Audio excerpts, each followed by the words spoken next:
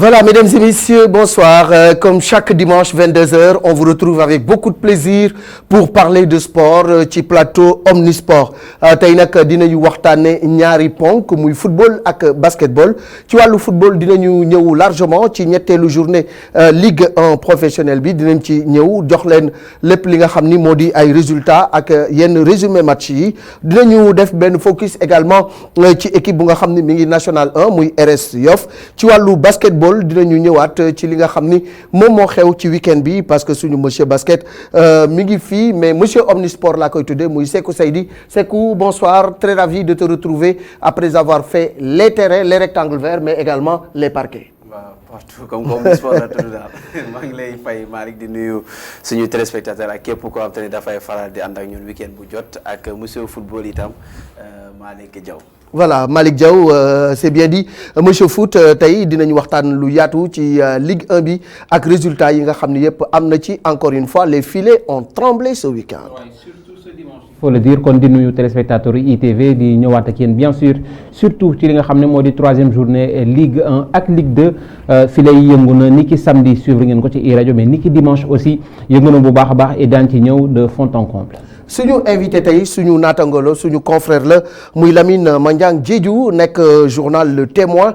di nekk également journaliste bu nga xam ni dafay suivre bu baax sport de manière générale du ma wax football du ma wax basket mais il est transversal loolu moo tax tey ñu am mbégte lool dalal ko ci plateau Omnisport pour weccoo ak moom xalaat ci Ligue 1 bi mais également ci basket bi bonsoir Lamine. Bonsoir Malick maa ngi lay nuyu di nuyu ñu ma bokkal plateau bi Pape Malick ak Seykou di nuyu tamit téléspectateurs yu télé yi. Merci beaucoup Lamine 3 journées déjà ci Ligue 1 Pro bi déjà ñu bëri ñu ngi wax ne le niveau malgré retard bi ñu am ak temps bi ñu toog muy 10 mois yu nga xam ni football lu ñu ko le niveau est sensiblement bon est-ce que vous êtes de cet avis? waaw daa parce que match yu ma seetaan gis naa ci yaa du répondant même si rythme bi xaw na manqué pour mu soutenir rythme soutenu day jafe mu am parce que nga toog 10 mois footballoo day métti mais xam naa jàpp naa ne joueurs yi ils ont des fourmis dans les jambes moo waral soo xoolee sa but yu bëri ci journée bii nii jàpp naa ne toogaay bi yàgg na mais am li nga xam ne pratiqué nga ko depuis jeune nga jaar ci catégorie yëpp ñëw ba nekk catégorie senior même si am na ay équipe yi nga xam dañuy circuler seen cadet junior li nga xam ne sa métier la su ñëwee teg la ci rek da ngay mel luy tari donc looloo tax jàpp naa ni ci terrain bi joueurs yi ils récitent je ne dirais pas à la perfection mais ñu ngi jéem a répondre lu seen coach lu leen jàngal ñu ngi tamit jéem a respecter tactique yi leen coach yi teg moo tax daanaka match yu ouvert la ñuy am match DSC Jaraaf bi seetaan naa ko avec ay joueurs DSC daanaka seen équipe bi ay junior ak cadet yu ñu surclassé la mais ils ont bien résisté face au Jaraaf peut-être que Jaraaf dafa leen teel a dugal waaxu leen moom moo leen xaw a sonal mais ci biir match bi doo sentir carrément que nii Jaraaf moom ñoom magee neen genre am na benn genre différence d'âge bi ci am tu regardes li di nga xam ne Jaraaf y a des joueurs beaucoup plus matures par rapport ak équipe bu DSC bi nga xam ne ay jeunesse yi nekk loolu rek day wan ni y a du travail qui est en train d'être fait et petit à petit Ligue 1 bi dañuy wax naan Ligue bi dafa nekk en retard mais ndànk-ndànk mu ngi jéem a rattraper retard am te gis nañ ko ci qualification Teungueth FC ak Jaraaf fi nga xam ne xaare wuñ leen ko woon. Merci beaucoup de toute façon dinañ jël soit ci match yi Teungueth football club ak NGB ñaari tali football nañu ñaari équipe lañu yu nga xam ne vraiment c'était un match très plaisant kañu fa toogaloon mooy suñu ndaw di Babacar Seck la fa xew nag xam naa ni du neex doomu xiinin doomu ñaari tali Modou Diouf suñu technicien de son parce que équipe am di NGB ñaari tali dafa nërmeelu on va aller voir le résumé de ce match avant de revenir sur ce plateau. ci matcham bu njëkk ci stade Ngalandou Diouf Teungueth FC mu ngi doon dalal ñaari tali mi nga xam ni équipe bu Teungueth bi masu koo dóor daanaka biñ jongante ñaari simili ci la défense su Teungueth FC am ay jafe-jafe jaarale ko ci góolam di Moussa Sarr mi nga xam ni amoon na ay jafe-jafe ci wàllu relance Alassane Sow di attaquant bu ñaari tali bi ñu siifee góol bi kan yi tijjeeku ci kanamam bi mu dóoree bal bi jotul a dugg ci match boo xam ni ñaari équipe yi kenn mayul sa morom dara Teungueth FC moo njëkk a dugal ak attaquant gambien bi di Djibril Silla ci mi-temps bi xale yi Teungueth ji jiitoo xale yi ñaari tali benn bal ci dara donte ñaari tali mu ngi doon jouer contre le vent fexe na ba égaliser ci tir de loin buñ contré bii bi ki ko dugal di Amadou Badiane jamono boobu si la ñaari entraîneurs yi def seeni changement ñu gis ne ci côté Tëngéej seeni remplaçant am nañ njeexital ci jongante bi ndax Alassane Diouf Balotelli mi dugg moo passe bal bi Pape Ousmane Sakho mu may Tëngéej FC mu gagné match bi ñaari bal ci benn lii nekk ndam lu jëkk Tëngéej FC ci kanamu ñaari tali. match la boo xamante ni amoon na rythme au niveau jeu mu changé ñu un peu ak match bi nga xamante ni moom la ñu def dimanche passé fële si Thiès et voilà baax na si ñun baax na aussi si adversaire bi dafay wane que rek tey match bi ñaari équipe yëpp dañ ko bëggoon yàlla def na ñu gagné donc alhamdulilah après par rapport ak première victoire u Tëngéej si ñaari tali bon man aw ma woon réellement historique entre ñaari équipe yi démb lañ ma ko wax donc tey loolu laa doon wax xale yi maa ngi leen seen motivation dafa war a nekk gagné tey ñaari tali comme ça ngeen nekk première génération bi nga xamante ni moo gagné ñaari tali donc ça les fait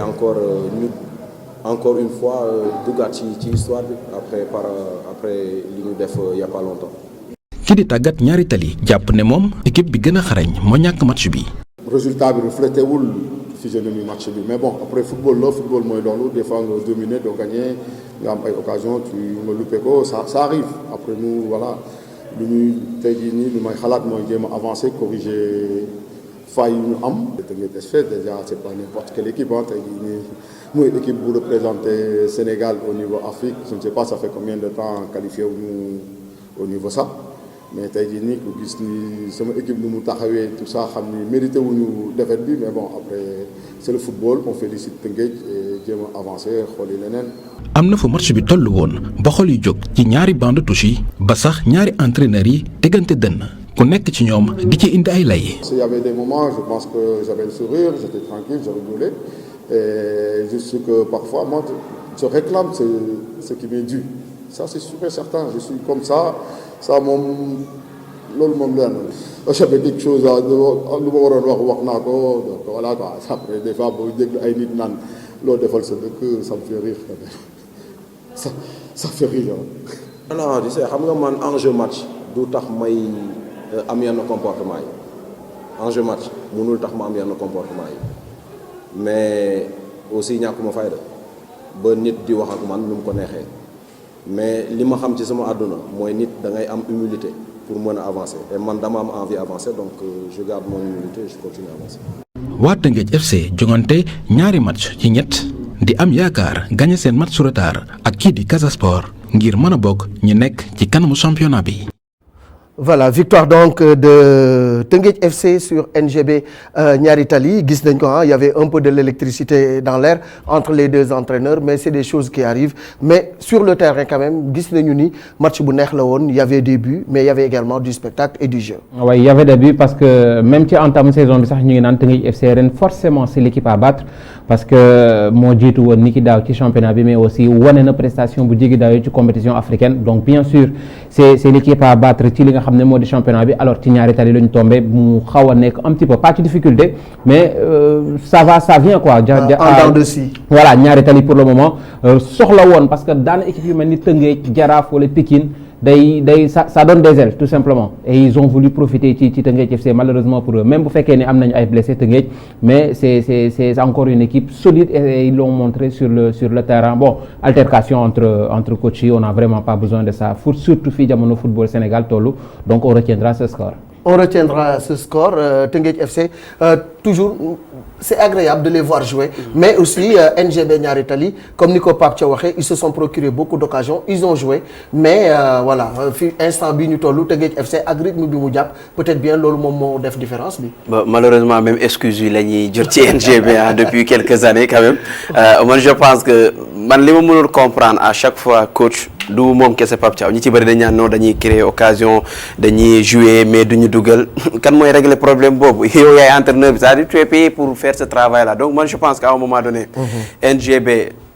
on voit projet yi nga xam te ne am nañ ko indiwaat nañ seen boutique am nañu équipementier bu bees indiwaat nañ yenn cadres yi ay ñoom Badiane yi ñëwaat et tout ak yenn recrues ñu def mais ça suffit pas je pense que il faut à un moment donné ngeen am projet de jeu bu leer au-delà de projet externe bi nga xam te ne dirigeants yi am nañ ko après Teungueth FC c'est certainement l'équipe à battre parce que équipe boo xamante ne seen profondeur de banc baax na te li ci bëri ci seen junior yi lañ leen jëlee yégal leen ay Bassène yi ngay gis ay Malick Ndoye yi nekkoon ci U20 yi ay yeneen joueurs yi nga xam te ne yaa ngi koy gis ci bëri ñuy apparaître te sans oublier aussi que dañoo am ay blessés parce que mel ni boo pertee benn Babacar Seck mi nga xamante ne ñëpp xam nañu ce qu'il vaut au milieu de terrain du Teungueth FC mooy ni am nañu absent après man je pense que début saison lañ nekk NGB ci victoire la jógee tension bi nga xam ne gis nañ ko man j'aime bien parce que ça montre juste l'envie des entraîneurs mais que ça reste juste ci football bi bu jeexee jeex na après mun nañu wax ni championnat Sénégal comme ni nga koy faral di waaye am na ay club yoo xam te ne ñu mel ni NGB ñu mel ni US Gorée ay club yoo xam te ne ni ñuy démarrer ay moteur diesel lañ yor ñoom dañuy yegg mais du lépp la lay jig parfois mun na la bañ a jig parce que là su fekkee da nga am effectif bu yor bu pare bu fekkee ne ñi dañ lay rawee ay 3 journées ça va être difficile pour nga revenir surtout quand tu joues face à des équipes ambitieuses yu mel ni Teungueth FC yu mel ni Jaraaf yu mel ni mun nañu wax ni AS Douanes même fekkee dafa nekk ci difficulté mais yu yeneen équipe yu mag yoo xamante dañ fee nekk parce que boo xoolee ñi nga xam te ne amaguñ fi victoire US Gorée ngay tudd wala CNEPS bi am ñaari défaite donc ça va se jouer sur ay détails yu ndaw quoi. ay détails yu ndaw Lamine Teungueth FC ça ne surprend pas trop hein, parce que coach bi mi ngi koy wax y avait du rythme y avait de l'engagement dans ce match y avait également des buts Teungueth mu mel ni dafa am si dynamique bu mu nekk déjà année bi génn avant championnat bi jeex li mu rawee woon gars yi bëri na loolu moo waral mu dem Ligue des Champions et puis ñu qualifié également phase de poule tout ça dafay am lu nga xam ni daf koy jur ci biir équipe bi ci biir groupe bi daf leen di booster sur le plan mental ils sont bien en place. Tout à fait coach Dabo da koy wax chaque fois. ñoom su côté mental bi da ciy incité lu bëri te soo xoolee daaw Teungueth FC mu doon joué da ngay ñëw sentir ni équipe bi day ñëw pour dal sa kaw du équipe bi nga xam day ñëw taxaw di la xaar. les match Teungueth FC ma seetaan daaw yëpp day ñëw pour dal sa kaw ren jii c'est la même chose benn yoon laa ñëw comme genre ñuy joué ne dañuy xaar c'est contre Raja pour nu laa gis te boobu c'est assez normal parce qu'il découvre l'Afrique mais fii ci Sénégal match yu ñu joué yëpp il montre fii ñu joué yëpp dañuy montrer benn kanam bi nga xam ne da ngay gis ni ci ñoom ambition te ñoom soo xoolee seen ossature équipe bi dañ koo garder daanaka même si seen paire acte central yi dañoo tukki mooy Tamba ak Mame Sayer Thioune dañoo dem y a les deux Sambou yi nga xam ne tamit benn Sambou bi dafa tukki France benn Sambou bi dem Jaraaf. mais attaquant bi waaw léegi malgré tout garder neen remplacer neen ñu baax soo xoolee Pape Ousmane Sakho c'est une très bonne recrue moom moo dugal deuxième but bi en défense y a Pape Mamadou Sow qui fait un très bon boulot avec Pape Malick Ndoye mi nga xam ne AS Pikine moo ko formé. soo Mamadou Seck mi nga xam ne moo nekkoon sentinelle moo Babacar Sall dañ donc formé benn duo bi nga xam ne c'était extraordinaire Modou Seck new fa jamono jii nii mais Ibrahima Mané il fait le travail donc ça montre qu'ils ont un groupe homogène qui répond très bien aux consignes de Youssouf Dabo et ce n'est que bénéfique pour Teungueth FC mi nga xam ne daaw certes moom lañ yóbbu Ligue des Champions mais suñu demee di xool palmarès duñu gis ni Teungueth FC moom mooy leen bind titre moom leen bind champion du Sénégal ren ji ñëpp xam ne ni loolu moom seen objectif ak peut-être jël yeneen coupe yi te ñoom ñu ngi ci tànk yooyu noonu. et ils ont un match en moins. ils ont un match en moins te Dabo c'est sûr que soo ko laajee du nëbbu il ne va pas cacher ses ambitions. certes Afrique baa ngi fi mais ñoom dañoo ñëw pour jël championnat bi et man je me dis que moom ñoom ak Jaraaf ñoom laa gis ñoom ñoo gën a outillé parce que championnat ban def si baax. Teungueth ils ont un bon 11 ils ont un bon banc sans compter joueurs yi nga xam ne ñu ngi tribune. donc loolu parce que même en Afrique bi ñuy dem. il y avait beaucoup de joueurs potentiellement titulaires. yu nga xam ne ñu ngi woon ci suuf. te terewul ils ont franchi le cap. loolu rek day wan ni am na benn richesse bu am ci équipe bi te boobu tamit benn instant dañuy gërëm Covid bi parce que daanaka bu duloon Covid bi ñenn ñi dinañ doon am chance expatrié wu dem et tout. mais ak Covid bi tax na ñu téewaat groupe bi garder ossature bi on a vu les résultats donc man jàpp naa ni Teungueth FC ci dynamique bu mu nekk nii ils sont partis pour faire encore très mal cette saison. je pense que surtout seen avantage mooy parfois yenn club yi fu ñuy échouer mooy par rapport ak formation bi. parce que Teungueth FC am na catégorie yëpp. am nañu junior am na cadet et tout ñooñu ñooy yéeg man je pense que foofu le problème ñi ci bëri nekk boo xoolee NGB dafa dem jëli ay joueurs. mais c'est des joueurs yoo xam ne ñi ci bëri ñoo gagné woon 2016 coupe de la Ligue bi. mënuma du ma wax ay mag lañu. mais aujourd'hui football aussi xale da ciy baax. te FC dafa bëri ay xale ñi ngay tudd Pao Mar Diop ñi ngay tudd fii Bassène ñi ngay tudd ay Malick Ndoye ñooñu yëpp c'est des jeunes joueurs yoo xamante ne ils peuvent faire le travail Malick Ndoye mi nekk ci axe bi ak ki nekk ci attaque. donc da ngay am yeneen cadres yoo xamante ne ñooy accompagner. et aussi profondeur banc da ciy baax mais su fekkee ne même 11 bi nga yor. ci nekk ci ginnaaw 11 bi parce que Fally Ndaw fu muy toog banc. mun nañu wax ni kon ñi nekk ci biir banc. donc comme quoi c'est juste un projet. il faut nga am lu élargi comme ni ko texte yi waxee. fekkee mënoo respecter yëpp au moins nga am ay junior yoo xam ne dañuy mën a accompagner di leen surclasser. ñaari tali moom souvent depuis daaw nii la ñuy def ils démarrent un peu difficilement leur saison mais après peut-être ci fin bi la ñuy jéem a relever wu mais comme li nga koy wax loolu wóorul. parce que mieux vaut avoir beaucoup de points au départ nga xam ne même en milieu de championnat boo commencé chuter du tax nga nekk ci zone rouge mais à ce rythme là tey nga gagné suba ñu gagné la il y a pas de consistance et de régularité dans les résultats. là également c'est à voir est-ce que ñaari tali aussi li nga xam ne tey Demba Diop tëj na et puis public bi nga xam ne moo leen doon accompagner et tout la pression qu'il sentait derrière l'engouement populaire est-ce que loolu yëpp aussi bokkul ci luy expliquer ces résultats en dents de scie. Oh oui et non parce que certes foofu fiefam la woon non mais fi mu nekk nii defe naa ne équipe yëpp. ñëpp a yem il suffit tout simplement de s'adapter am na yeneen club yoo xam ne jóge nañ seen stade ñu ngi football feneen. donc il faut s'adapter comme Jaraaf par exemple. et Jaraaf fait d'excellents résultats à l'extérieur même tey on a suivi un Casa Sport qui était excellent à l'extérieur. malgré benn point bi mu am. donc d'accord il y a des difficultés mais il faut savoir s'adapter. tey bu qualifié Coupe d'Afrique dem jouer à l'extérieur du ne je ne suis pas à mon stade moo tax jouer mu football bu baax. donc il faut savoir s'adapter ci li nga xam ne moo di match à l'extérieur et ñaari tali tàmmal nañu lii parce que mu ngi koy wax léegi ñaari tali US Gorée ñoom ay équipe yoo xam ne ci càppaandaw ga la ñuy gën a wane seen doole mel ni Toulouse France mel ni maintien la ñuy football. alors qu'ils peuvent titiller li nga xam ne moo di podium bi ils ont les ressources. et pourquoi pas très tôt bu titiller ces grosses écuries plutôt que bàyyi ba fin bi di door a wane seen doole. en tout cas ñaari tali de toute façon c'est une équipe qui a une base affective. te loolu dafa bokkoon ci li koy dooleel. Demba Diop aussi ak proximité bi nga xam ne ku waaxu dem dugg ci stade bi loolu yëpp bokkoon na ci li leen doon dooleel mais ça aussi c'est pas négligeable ci côté résultat. waaw tout à fait loolu c'est un atout non négligeable. parce que nga daan jouer ñaari tali Demba Diop. nga xam ni daa am benn public bu nekk ci ginnaaw loolu rek am na lu mu daan yokk mais loolu soo xoolee man ñaatali seen résultats yi soo commencé jàngat dëgg-dëgg da ngay xool depuis ba ñu problème Demba Diop bi amee ñu tëj Demba Diop ñu commencé di génne et tout soo xoolee ci lañ commencé di manquer de constance en plus dama seetlu dara ci équipe bi amoon na benn genre ossature bu nga xam ne dafa amoon y avait des joueurs yi nga xam ne da nga leen di gis da ngay tu sens que y a une équipe y avait un Pape Ndiaye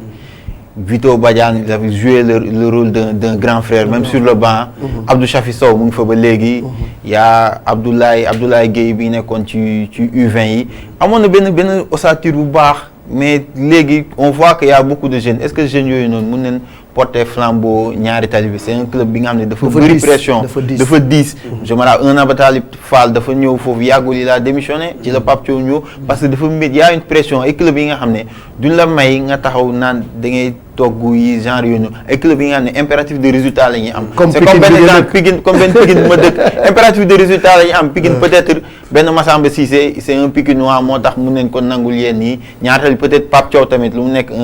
un fils du quartier moo tax mun nañ ko nangul yéen mais club yooyu noonu dafa méttee yor ce qui fait que ñoom impératif de résultat la ñuy xaar parce que ay club yi nga xam ne dañ seen base yu ci ëpp ay supporters nawetaan dañ leen jëlee depuis nawetaan te nawetaan gagné lañ xam ñoom xamuñu ñu gagné lañ xam donc te championnat rythme boobu day xaw a bizarre ci ñoom léegi ce qui fait que loolu noonu su amul suñ tegee pression rek peut-être mun na andi doute te doute boobu noonu baaxul ci équipe yi mel noonu moo tax mode Jezzelis bi équipe bi nga xam ne bëri na expérience ñoom ñoo ko mën a gérer mais équipe bi nga xam ne ay jeunes ñoo ci bëri su doute bi commencé dugg rek day métti trop pour ñu relever pente bi mais surtout que loolu muy wax affaire koñ bi boo xoolee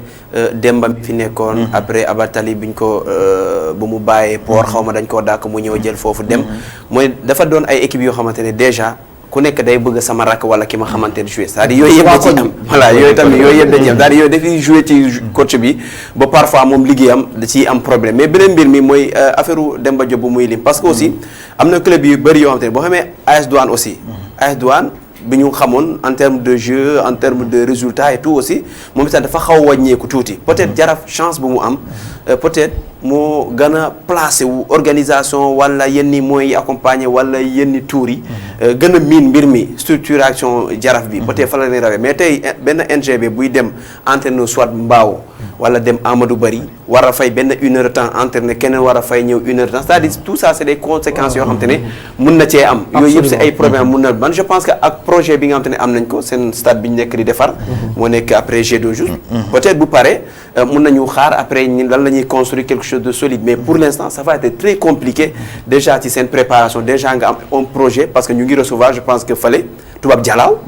c'est pas facile foofu dafa sori c'est compliqué parce que parfois am na mbir yoo xam te ñun duñ ko maîtriser mais ñoom duñ ko wax mais da ciy am na indi conditions yi ngeen di conditions yoo leen di compétir mënoo leen def résultat mais lu ci mënta am aussi championnat bi du xaar sa condition parce que am na ñeneen ñu ngi ciy négocier comme ni ko Malick Diaw waxee voilà on va parler même de cette équipe de l'AS Douanes la surprise voilà Mbour Petite Côte moom moo ñëw dóor AS Douanes on va écouter l'entraîneur Joseph Senghor avant de revenir sur cette belle victoire de Mbour Petite Côte de notre ami Mbaye Diouf Dia. dafa tegloo bon bii daf ñu métti keroog contre ñaari tali yi def nañ jeu égal mais on n'était pas tellement bien joué wuñu woon bu baax mais tey dañu conquérant parce qu'on était à domicile bëggoon 3 points yi nee nag 3 points yi dafa waroon jaar ci jeu tey posé nañ jeu bi contrôler le match duñu yorul ballon bi duñu yoree ballon bi jëm nañu combiner def lu nekk dem ci kanam dogaluñu bi ñu Mbour Petite Côte jekkuñu poignard nañu là où on était vraiment bien am suñuy temps fort mais looloy football métti na trop ci xale yi parce que semaine bi on voulait dañu bëggoon jouer mettre la manière gagner mettre nañ la manière on ne gagne pas mais on va pas baisser la bras parce que football nii la parfois mën nga dominer dans le jeu mais ñàkk c'est comme ça résultat bi tey new fi mais kon ne liggéey kon ne gëm na ne on a un bon groupe ne pas douter parce que c'est pas le moment on a fait ñaari match nañ joué gum donc remobiliser xale yi gën leen joxaat confiance lu ñu def nii sur ce match ñu continuer ko def peut-être dans la finition dinañ gën a am chance match yi di ñëw. Voilà, AS Douanes battu par Mbour Petite Côte 2-0, une surprise? Oui, une surprise vu que Mbour Petite Côte dañ ko dóor ci premier match même si moom tamit bokk na ci équipe yi nga xam ne ils ont un match en moins mais ci man surprise la parce que Douane xaaroon naa ko mu relever waat pante bi parce que dafa gagné premier match am ñu dóor ko ñaari tali dóor ko deuxième match am ñu koy xaar à domicile surtout que Douane on sait que c'est une équipe très difficile à manier à domicile ñu ñëw ñu dóor ko Mbour Petite Côte c'est une surprise kenn man xaaruma woon Mbour Petite Côte ñoo fekk si Douane biir dëkkam dóor ko mais championnat bi mën naa ne championnat bi daanaka surprise du am ñëpp a mënante ñëppay dóorante DC mi nga xam ne dafa dóor génération foot si jamais trop loolu rek day wan ne championnat bi am na benn genre y a un nivellement des valeurs et puis un nivellement par le haut par le haut donc loolu day gën a yokk suspense championnat bi te da ko gën a neexal un match bi nga xam ne résultat bi c'est connu d'avance du neex mais match bi nga xam ne da ngay dem ak da ngay ñëw le favori se retrouve en position d'outsider loolu mooy gën a tax loolu mooy gën a andi suspense ci biir championnat et ce n'est que bénéfique pour ñun féru yi quoi. AS Douanes surtout un problème ci l'organisation défensive donc je pense que loolu moom mooy seen principal problème ils prennent beaucoup de buts sur keroog 2-0 ñu dóor leen ko. 6 encaissé nañ 6 buts en 3 matchs. avant rencontre bi c'était 4 en 2 buts. chaque match ñu jël 2 buts. voilà 2 buts la ñuy jëli mais surtout défense bi. ce n'est pas ça quoi. défense bi c'est-à-dire c'est une défense boo xamante ne déjà maa ngi leen koy wax ci deuxième but bi attaquant bi daa ñëw fixé mu dellu. c'est-à-dire que yow bu ñu la fixé nga dellu soit da ngay barrer sa gardien bi du gis déjà tireur bi mais beneen bi mooy marqué woo ki porteur de balle bi parce que yow boo bàyyee porteur de balle bi kan ngay marqué finalement puisque mi ngi ci surface de réparation je pense que défensivement cette équipe elle est trop faible. et puis dañuy def ay erreurs yoo xamante ne c'est tellement élémentaire que bu ci parce que contre aussi Seneps loolu moo leen jàppoon aussi boo xoolee but bi nga xamante ñaari but yi nga xamante ne Alioune Ba dugal na ko yëpp c'est des erreurs comme ça nga xamante ne attaquant bi day daw seen ginnaaw sans pour autant être en position de hors-jeu dugal bi je pense que au-delà de ça aussi c'est une équipe on sait tous que Douane bokk na ci équipe bi dàq jouer fii dañuy football et tout mais à un moment donné je pense que coach bi dafa am ay joueurs yoo xamante ne wóoloogu leen moom moo xam lu tax wóoloogu leen parce que booy jouer ton milieu terrain nga xool Ousmane Kane ce qu'il vaut comme milieu terrain défensivement offensivement alors que yow yaa ngi jouer benn jeu boo xam te ne da ngay tëb milieu terrain bi di jëm ci attaquants yi tes attaquants pour match bi nii Saliou Gueye mi nga xam te ne mën nañu wax nii moo gën a nekk en forme il est blessé footballul au milieu terrain Serigne Saliou aussi moom mi aussi footballul da koo repositionné waat wala da koo reposé woon donc c'est un peu compliqué je pense que da ngaa war a adapté wu tu as des joueurs qui sont forts ci benn système ils sont pas là tu changes ton système mais fekkee da ngay jël joueurs yoo xam ne parce que lu indi woon coow li sa tension bi amul diggantement public bi mooy dañu doon réclamer entrée Ousmane Kane parce que contre Seneb c'est Ousmane Kane qui a changé le match ils étaient à 2-2 entre Ousmane Kane moo changé match bi quand il est arrivé bi yoon aussi il a essayé de changer mais c'était trop tard donc man je pense que c'est une équipe qui joue mais le problème ça ne gagne pas et quand vous jouez et que vous ne gagnez pas je pense que match bu jeexee surtout bu fekkee ni match bu nekk nga jël ñaari but problème ça surtout que ñoom seen patron défense bi dafa jógee muy Babacar Diop moom moo dem Teungueth FC voilà moo dem Teungueth FC voilà te ils n'ont pas encore trouvé un remplaçant donc moom moo tax xam naa problème complémentarité bi pour défense bi am benn complémentarité bu métti trop. Ils ont d'excellents joueurs et surtout on a vu Adama Tamba qui a envie de tout faire. Mais tu peux pas tout faire. Moi, mais bu fekkee tu as des lacunes individuelles au niveau de la défense. Oui. Mais je pense que là il faut une organisation collective. nga xam ni loolu liggéeyu entraîneur la bu fekkee ni yow ci ginnaaw ñi nga fa am wóolu ñu dara c'est l'organisation collective. moom moo lay permettre nga am une bonne équipe un bloc équipe bu nga xamante ni. bu ñu ñàkkee bal bi dinañu mën a dimbali défense. mais surtout quand tu joues en 4-3-3. sentinelle bi war na nekk koo xamante ni. défensivement il est costaud. il est costaud mun na tourner. et ça voilà parce que 4-3-3 c'est à vocation offensive et défensive. et si tu as un 6 bu baax il faut mu am volume de jeu extraordinaire. loolu c'est Ousmane Kane moo ko yor moment bi loolu mooy indi coow li. on parle beaucoup de la défense mais tey bu doon phase de groupe la 3 journées on peut dire aussi l'attaque chute. parce que attaque bu dugal 3 buts premier match. benn but deuxième match troisième match dugaloo benn but. ça prouve un petit peu ni que défense bi mooy sonal un petit peu attaque AS Douanes. parce que défense boo xam ne chaque match tu encaisses 2 buts mu leer na leen soo demee tey jii mu leer ne damay dem match ak Malick Thiandoum il a 2 buts en moins c'est facile pour moi. tey AS Douanes fragilité boobu noonu moo jàpp pour man attaquant yi. tu te rends compte une ligne d'attaque qui marque 3 buts ci premier match ak confiance bi ñu am. défense bi encaissé 2 buts deuxième match tu encaisses 2 buts attaque bi dugal benn but troisième match dañoo gën a chuté dugaluñu donc je pense que l'entraîneur Joseph Senghor mu ngi koy wax d'accord certes c'est 28 journées mais en 28 journées s'il continue comme ça defe naa national lañu. national moom ñaar ñu koy yàq aussi qu'il y avait une belle équipe de Mbour PC. voilà surtout l'entraîneur italien de Mbour. mi ngi commencé am tuuti repère. parce que c'est vrai jóge Italie ñëw di entraîner une équipe sénégalaise c'est pas évident. culture yi bokkul langue yi bokkul mais actuellement il est en train de mieux connaître notre football et notre championnat. da nga koy sentir sax ci taxawaayu équipe bi. parce que da ngay xool tactiquement am na taxawaay bu Mbour Petite Côte mun na peut-être da ngay ñëw remettre en cause peut-être talent individuel yenn jours yi. mais doo remettre en cause taxawaayu équipe.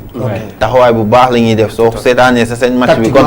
tactiquement ils sont bien en place ci ay erreurs individuelles la ñuy pêcher te loolu peut-être joueur bi moom moo koy yokk parce que entraîneur mën nañoo teg dara et tout mais c'est pas à l'entraîneur moom mooy taxaw ne la bal bi ki nga koy passe nii nga war a passer bal bi nii angle nii nga war a laalee bal bi non du coach bi moo la koy ay schéma lay teg ne la nii circuit de passe c'est un parent d'élève examen mënu la bindal waaw mënu la bindal c'est ça donc loolu noonu rek am na ko ba boobu noonu am nañ ko am nañ taxawaay et tout joueurs yi après ñoom ñooy def le reste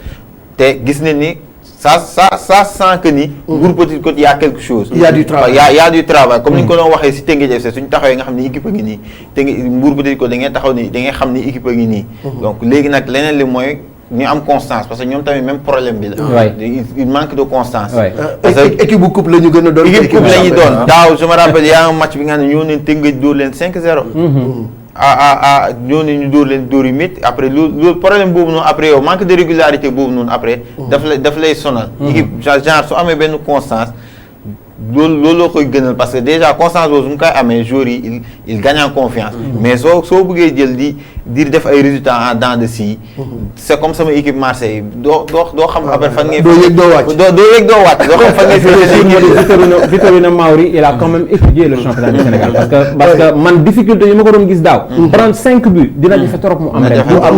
ak taxawaayu équipe bi. waaw 35 buts ci benn match. dina jafe trop pour Mbour Petite Côte ren parce qu'il a étudié le championnat local et ça prouve encore que ne championnat bi am na niveau. am na niveau alors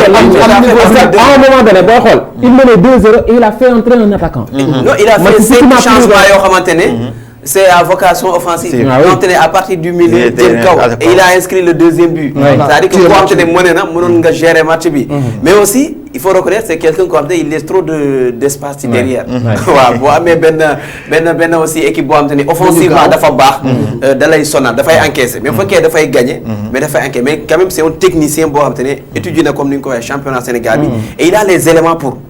Il a les éléments pour parce que yor na équipe bu jeune et puis il y a un projet derrière. Je pense que partenariat avec l'Italie et Mbour PC mi ko jox le technicien et tout il y a un travail derrière et même am na côté matériel et tout loo xam te logiciel boo xam te ne dafay jógee foofu noonu c'est-à-dire ce côté là man je pense que suñu championnat le niveau il est là mais moyens yi nekkuñu fi c'est important nga dem outil doole. gars yi ñëw jàppale la. c'est important et le président Mbaye Diouf Dia est en train de faire un très bon travail à ce niveau-là d'ailleurs niveau championnat bi ak ni mu baaxee ak suñu absence ci CHAN bi loolu c'est ku interpellé na ci président Mbaye Diouf Dia en marge de ce match-là il s'est prononcé sur ça vraiment que de regret même ñun bu ñuy xool CHAN bi ci télé bi dañuy am un pincement au cœur bu ñu xoolee également suñu championnat ak niveau bi mu am l'absence du Sénégal daf ñuy toucher trop alors Mbaye Diouf Dia également fait partie de ceux-là qui sont déçus par l'absence du Sénégal ñu déglu ko. waaw CHAN boo xam ne boo demee fekk fa Guinée fekk fa Burkina fekk fa Niger fekk fa ñaari Congo yi fekk fa Cameroun fekk fa Haute-Volta Burkina Faso donc Sénégal rek la ñu mën a laaj lan moo xew te nag bu ne yaay ñeenti at yaay numéro 1 en Afrique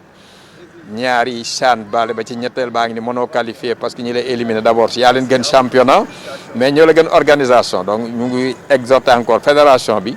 ak état bi particulièrement parce que c'est des compétitions yoo xam ne waroo ko di rater mooy baromètre football local parce que champion ci équipe ay yomb na pour tout le monde parce que ñi fay jouer ñu nga bitim réew mais championnat bi ku xool li Jaraaf def xool li Tëngéej def tey waroon nañ mën a fexe ba équipe nationale Sénégal mën a ànd dem fekk ci compétition bu toll nii surtout que nag moom mooy baromètre bi nga xam ne ci la ñu war a juger normalement niveau de développement du football africain dommage que ñu raté ko et que heureusement que les petites catégories les U17 gis nga li ñu def dem nañ door Maroc 2 fois dem door Algérie 2 fois donc ñu am link boo xam ne bu ñu ko eggalee rek set joueurs yi nekk Sénégal war nañoo mën a jouer compétition bu toll ni CHAN. Voilà Lamine dégg nga Mbaye Diouf Dia beaucoup de regrets parce que bu ñu gisee résultat Tëngéej gis résultat Jaraaf gis niveau championnat bi di xool ñi nga xam ne ñoom ñoo teew fële te ñun teewuñu fa y a quand même quelque part un aveu d'échec bu nga xam ne wax na ko te voilà la fédération et la ligue tout le monde est pointé du doigt parce que c'est pas normal que le Sénégal di rater ay CHAN comme ça mu nekk un baromètre important et puis une vitrine pour nos joueurs locaux. waaw loolu moom. ku wax ni du échec moom da ngay wax lu la neex parce que nga bokk ci ñaari éditions yi yeneen éditions yi si des yëpp demoo c'est assez difficile à comprendre surtout que yi mujj yëpp presque daanaka même adversaire moo ñu koy xañ Guinée moo ñu koy xañ donc je pense que du yoon ñu ñëw toog jàkkaarloo démb ba may toog di seetaan match d'ouverture bi Cameroun Zimbabwe dama ne fii Sénégal xañ na fii c'est comme nga ñëw di seetaan CAN senior nga dem équipe nationale A bi demul comme ka bu ñu toogee CAN 2010 demoo yow da ngay CAN bi dootu la saf dara parce que de nekkoo fa CAN bi du la saf dara doo ci mën a concentré wu 90 minutes sax doo ko mën c'est le rendez-vous des grandes équipes te ku fa nekkul rek doo grandes équipes donc dañuy considérer que Sénégal du équipe bu mag au niveau peut-être au niveau local même si match éliminatoire boobu ñu ko doon jouer on a perdu au tir au but mais man jàpp naa ni c'est un échec d'aligner je ne sais plus 3 xaw ma 4 compétitions quatrième compétition nga raté ko ci Sénégal bi nga xam ne c'est la première nation africaine au classement de la FIFA c'est un grand échec man je pense que loolu na war nañ cee gëstu ñaata technicien lañ fi teg ñu jëlee leen fi ñaata technicien lañ fi teg parce que je pense que Koto Serigne Saliou Dia jaar na fi Moustapha Seck jaar na fi Alassane Dia xawma Demba Ramata jaar na fi ak ba Serigne Saliou Dia moom moo mujjee woon yóbbu équipe bi donc loolu noonu je pense que direction technique nationale bi war na cee gëstu. xool peut-être lan mooy problème équipe nationale locale ba mun ñoo franchir palier wu dernier tour bi bay dem premier tour bi ça ne pose pas problème parce que ay Libéria la ñu am genre yooyu peut-être mën nañ ne ñoon dañ leen di noggat. mais c'est le prochain tour bi nga xam ne peut-être dañuy am benn Mali ou Guinée. suñu problème bi Mali ak Guinée la Mali ak Guinée lan la ñuy def ba du ñu gagner à chaque fois. nañ teg lépp sur la table ñu toog ñu étudier ko parce que tout s'étudie parce que Guinée bi nga xam ne dañuy ñëw taxaw duñu dóor Guinée ay jamono dañ daan Amical Cabral ñaata lañ ko teg ñaata yoon lañ jël fii Amical Cabral sous région bi kenn ñeme ñoon ñu dem nag ba sous région bi ñëpp duñ ñeme donc ça montre que ñoom ñu ngi liggéey peut-être ñun ñu ngi stagné te suñ ko nee nii nañ ñu raw donc dañoo war a xeex ba bu ñuy raw donc nañ def tout ba CHAN bii di ñëw Sénégal boo en dehors du CHAN sax ci yeneen compétition yi ñuy bañ ñuy dóor parce que man gis naa ni yeneen dëkk yi suñuy joué ak ñun final la ñuy joué. tu sens que ñii dañuy ñëw il faut mourir sur le terrain peut-être ñun dañ naa non ñii ñoo leen mën dañoo yenu match bi mais nañ yenu match bi. nañ ko yenu dañoo war a dugg si terrain parce que pays limitrophe la su la dóoree day des ci archive yi de. dina lii nii dañ koy ndamoo ba ñaata at ñun ñooy ñëw di leen éliminer à chaque fois. à chaque fois Gambie ngi nii ñëw na fii ci trophée tournoi UFOA bi ñëw jël ko. loolu ndam lu rëy la dañ koy ndamoo pendant combien d'années. rivalité boobu noonu am ci entre dëkk yi loolu noonu mu war na ñëw pousser rek. ñu góorgóorluwaat ba CHAN bii di ñëw. une remise en question. une remise en question s'impose quoi. vraiment il faut ñu xoolaat ko. mais surtout condition suñu petite catégorie man je sens que li ci bëri doole gu bëri dañ koy def ci équipe A bi. doole googu noonu defuñu ko ci petite catégorie. c'est constat bi ma parce que boo xoolee équipe U20 déjà seen compétition mënoo leen jouer Thiès ngeen jàkkaarloo ak Lat Dior. réew yi nga xam te ñoo ñëw joué ci ñoom ñoo logé foofu yéen ngeen logé Toubab Dialaw donc c'est déjà ay conditions la yoo xamante ne parfois équipe A bi certes c'est important du benn oui équipe A bi c'est important du benn mais il faut ñu teg benn condition sélection yu ndaw yi pour ñu mun a performer woo après man je pense que il faut ñu xam ne suñu championnat bi déjà Guinée nit ñi dañuy faral naan non Guinée championnat bi baax na moo raw Sénégal non Guinée Orea moo fa nekk moo raw Sénégal non loolu la c'est-à-dire Orea moo fa nekk yow comprendre na Orea moo fa nekk am na moyen son président am na groupe de presse day wone match yi am na xaalis yor na ay installation et tout et après ça derrière ça yeneen centre yi y a ay Pascal Findouno yu commencé installé Titi Camara centram ak yeneen joueurs yi commencé ñëw mais lu Sénégal am en termes de formation ñoom amaguñu ko même centre yi ñu am Toubab Dialaw Guéraw ñoom amuñu ko le problème mooy yi nga xamante ne moom la ñuy def ci équipe A yi pour permettre ko muy dem fu gën a sori pour permettre ko mu nekk la première nation africaine pendant ce temps nañu jël def ko ci petite catégorie parce que petite catégorie bi aussi ñu ngi ciy def liggéey bu am solo technicien yi xam nga ban problème la Sénégal am c'est un pays de football qui n'a pas de trophée tey parce que yaa ngi wax sànq naan Gambie bi mu ñu dóoree ils étaient tout contents te pourtant Sénégal gagnewul dara même chez les A gagné guñu dara mais c'est un pays de footballeur fi mu nekk nii on est la première nation tey mets-toi à la place d'un étranger Teungueth FC def exploit Jaraaf def exploit anamu CHAN demul on ne comprend pas anamu CHAN demul kam moo ñu tere dem Guinée championnat Guinée ak championnat Sénégal ana fan la toll waa Raja nag bu ñuy seetaan sax CHAN bi la ñuy gën a mer allez Gorée Casa Sport réaction également match la bu nga xam ni sànq lañ fa nekkoon man Sekou ak Pape Malick Gorée moom moo njëkk a dugal après Casa Sport ñëw arracher le point du nul la réaction de Ansou Diardiou moom mooy coach Casa Sport. Dans ce championnat-là, ça ne va pas être facile pour tout le monde. Donc, quand vous sortez avec une équipe en reconstruction, vous avez un point. Je pense qu'il faut prendre, il ne faut pas cracher dessus. Mais on est venu pour chercher les 3 points quand même. Ces jeunes n'ont pas assez compétit dans la petite catégorie. Ils ont atterri directement en senior. Il va sans dire que ça va être difficile pour eux, cet apprentissage. Mais nous allons faire de notre mieux et nous allons tout faire pour que ces jeunes-là puissent apprendre le plus rapidement possible. Bon, il y a un problème de réaction pendant toute la première mi-temps au niveau de la défense. Ce que nous avons pu rectifier en deuxième mi-temps et nous avons vu que nous avons pu tenir et enrayer pratiquement toutes les occasions de l'équipe adverse. Donc c'est un travail qu'il faut faire et continuer parce qu'il reste beaucoup de choses et nous allons continuer dans ce sens-là à les aider à grandir. Bon, di am métit la parce que tamit comme ni nga ko waxee entamu match bi tey vraiment par rapport ak 2 premiers matchs yi jeunes amoon na tuuti changement parce que au moins sentir nañ ni amoon nañ benn équipe bu taxaw bu xam ni vraiment ils étaient présents donc loolu c'est un point positif pour ñun. benn aspect bi ci xaw rek mooy entamu match bi comme ni nga ko waxee nekkoon nañ ci ba dugal bi amoon même possibilité pour mettre mais c'est dans l'état d'esprit que foofu la ñuy xaw a faussé tuuti parce que ni ma ko waxee waxuma ko sànq français mais dafa mel ni ñoon jouer ak frein à main jour si football su demee ci tollee foofu sax dafay ragal a yàq ragal a jël ay décisions te loolu je pense que liggéey la boo xam ni ñun ñi ñëpp entraîneur dañ ci war a di liggéey pour xale yi parce que dafa nekk défaut ci sénégalais quoi excusez-moi du terme on peut créer des joueurs sur le plan individuel ñu génn di dem mais jeu collectif par rapport ak yeneen foofu la ñuy amee différence te dafay refléter même ci certaines équipes suñu nekkee un peu dans le doute rek dañuy commencer ñoom sax joueurs yi ñooy njëkk a inculquer ñooy indi loolu ci équipe bi bon tout compte réuni je pense que c'est un point pris jël nañ ko tey li ñuy soo regarder rek mooy ñun tam ñu nangu ni Casa Sport bi ñëw première ak bi ñëw deuxième mi-temps bokkul parce que deuxième mi-temps vraiment ñoom tam du ñëw ay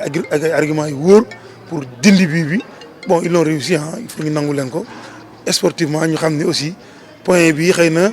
ñaari match ni amuñu ko woon tey suñ ko jëlee dañ ciy contenté wu rek dem kër ga jéem a defaraat pour prochain match incha allah parce que championnat bi comme ni nga waxee dafa gudd ba pare gàtt. Voilà, un but partout diggante donc Union Sportive Goréenne ak Casa Sport à chaque équipe sa mi-temps hein. Oui, parfaitement parce que ku nekk ak sa mi-temps. waaw match parce que coach bi nga koy wax Sidaat mu ni deuxième mi-temps bi beneen Casa Sport la ñu gis. Casa Sport la parce que boobu sax je xam naa ni discours Ansou Diadio sans doute changé na parce que gis nañu équipe bu Gorée boo xam ne ils ont très bien joué au football ci première période bi ils ont un petit peu montré un visage bi nga xam ne moom la ñu xamee US Gorée laata ñuy am ay difficultés ci biir saison bi mais on connaît aussi une équipe du Casa Sport qui voyage très bien. Et ils l'ont montré, retour des vestiaires, mais ils sont menés 1-0. Dañoo dellu si rek teg pressing très haut. Gorée pour ñu génn seen moitié terrain sax c'était tout un problème. C'est sur un débordement, un centre et une tête, c'est égalisation. Après match bi xaw a tolloowaat équilibré, on a vu un Diardiou qui nous a séduit du côté du Casa Sport. Xaleb Gambie boobu oui, avec son pied gauche, il nous a vraiment séduit cet après-midi. Man dama foogoon ne sa Messi moo wàcc. Voilà, après égalisation bi on va dire que match bi tolloo woon na. Casa Sport, disons que moom moo échappé belle avec ce point qu'il arrache. Bon, Gorée qui marque son premier point après 3 journées. Moom la Sidaat wax ni l'essentiel c'était de ne pas perdre. L'équipe joue bien, mais Gorée suñu problème mooy ils jouent bien mais ils perdent leur match loolu aussi mbir la mu ñu mën a war a régler de. ah loolu dàkk nañ ci entraîneur ba taay maa ngi joué waaw loolu moom dàkk nañ ci entraîneur ba taay après Gorée qui joue bien je pense que du lu bees. parce que Sidaat c'est quelqu'un qui aime le beau jeu moom day ñëw génn jouer et puis tey dafa changer lu bari parce que boo waree ak Sam Diakham nekku fa woon tey Moussa Sock moo fa nekkoon et puis milieu andi na Ibrahima Cissokho mi nga xam te daan naa ko fii jooy na booy bi joué on a vu le match qu'il a non def na ngandi match la def et puis il était même je pense que le passeur ci seen but bi donc c'est un peu équipe de boo xam te ne moom itam am nañ profondeur de banc boo xoolee ñu toog ci banc bi kii bu am solo la Kandé mi dugg après ci deuxième période bi et tout ça mais c'est une équipe boo xam te ne ak le jeune Mboup voilà c'est une équipe qui joue boo xam ne Mboup c'est le titulaire tey la toog baare mais d'habitude c'est lui le titulaire ak Thiandoum mi nga xam te ne aussi gis ñu ko mais man je pense que le sérieux problème mooy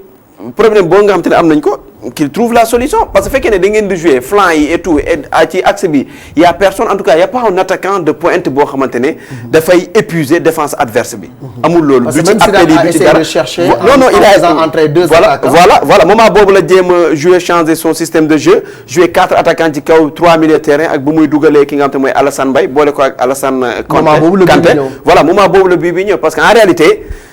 ça joue bien ba ci couloir yi mais présence ci axe défense adversaire bi amu fa amul benn impact amul dara donc c'est compliqué côté B Casa Sport je pense que équipe la boo xam te ne pareegul Casa Sport bii ma gis muy joué pareegul certes dugal nañu am nañ quelques individualités Abdou Seydi fii Diardiou mi dugg ak leur milieu terrain rasta yi tour bi laa jàppul mais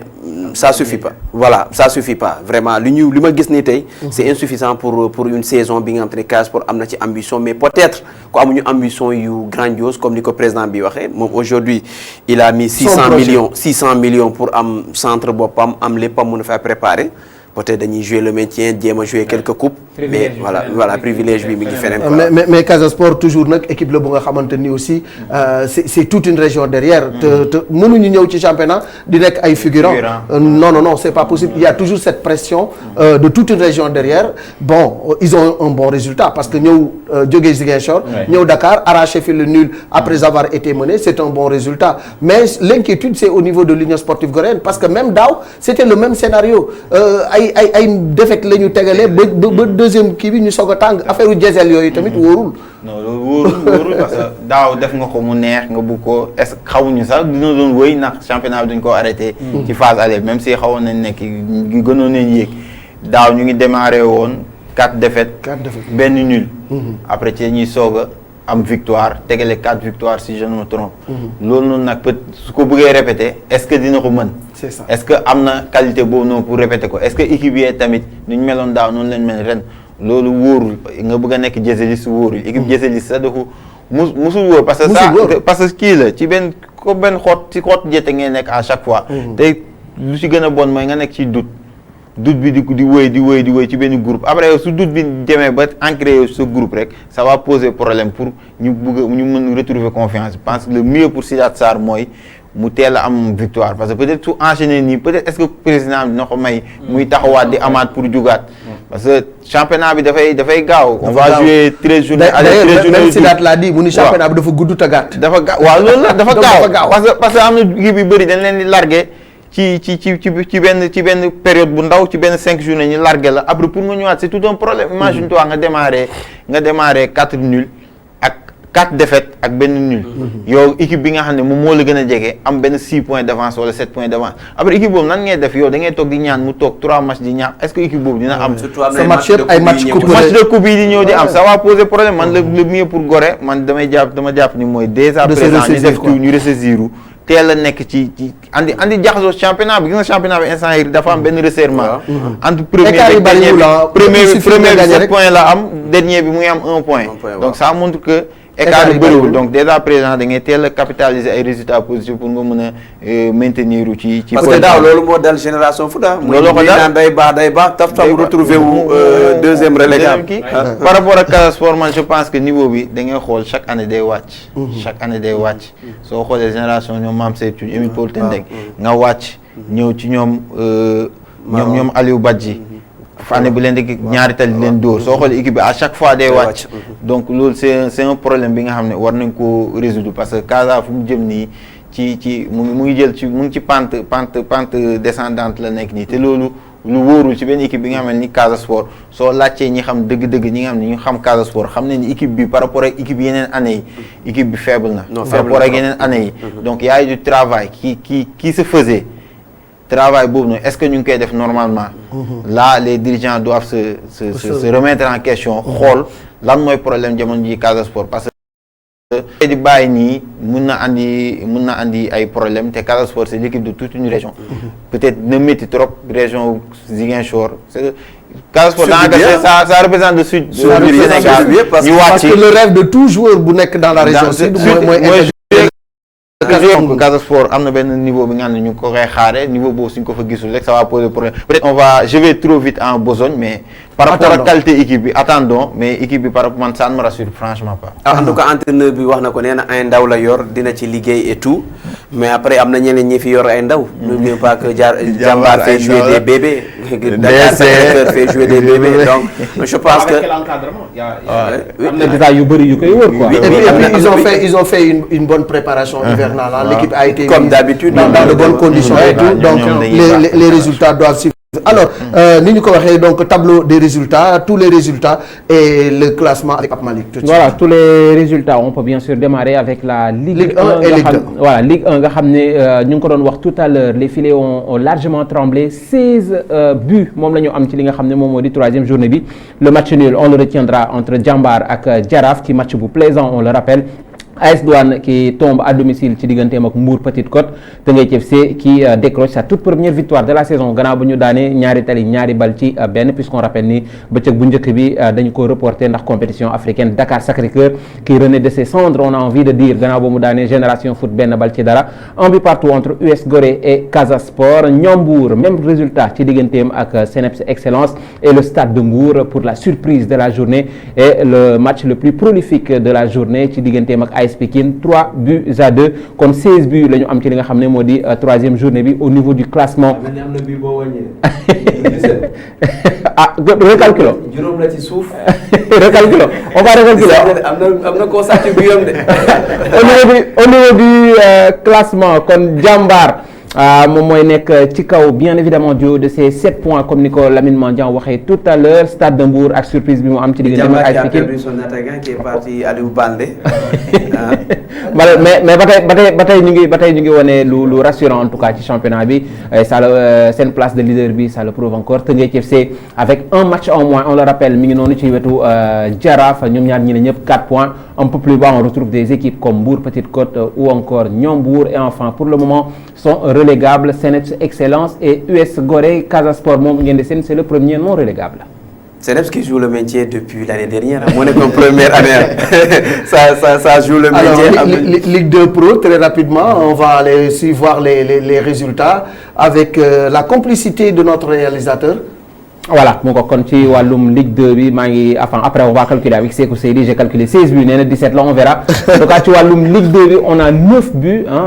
defe naa ni mooy ratio bi gën a faible pour le moment depuis bi saison bi tàmbalee ci wàllum Ligue 2 bi. Le match nul 0 but partout entre Thiès et US Sport, 2-0 ci diggante EJ Fatick mi fekk si jamono Fatick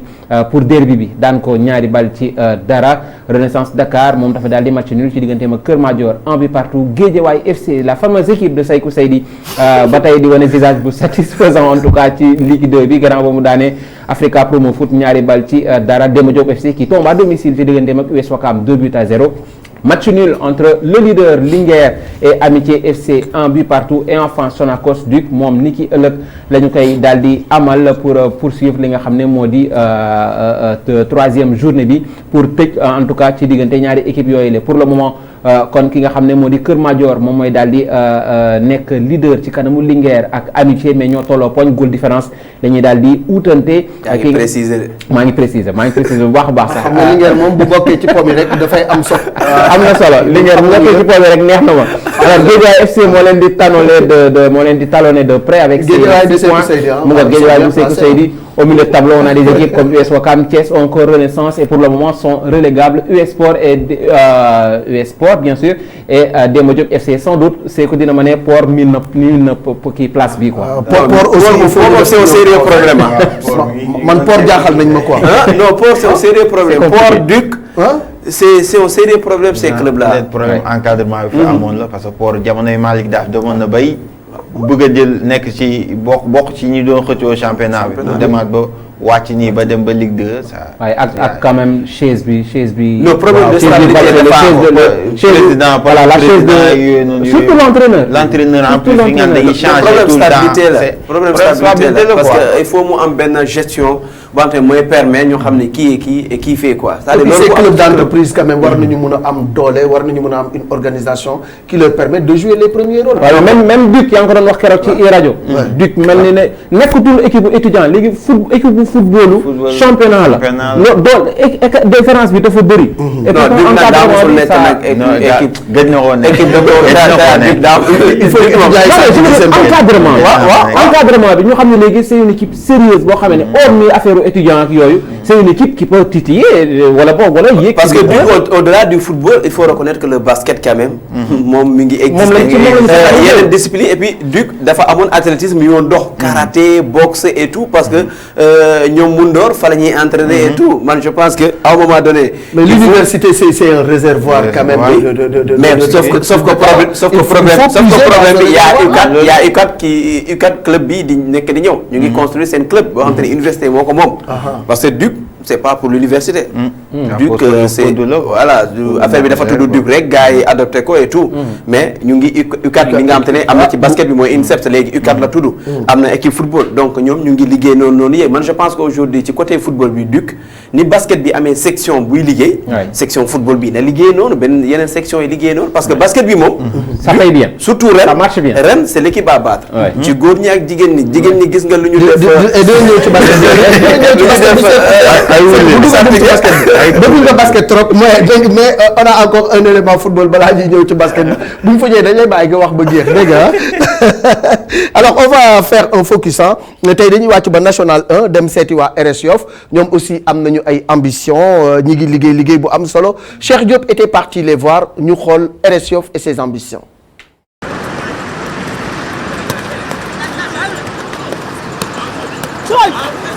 ci suufu jant bi naaj bi tàng lool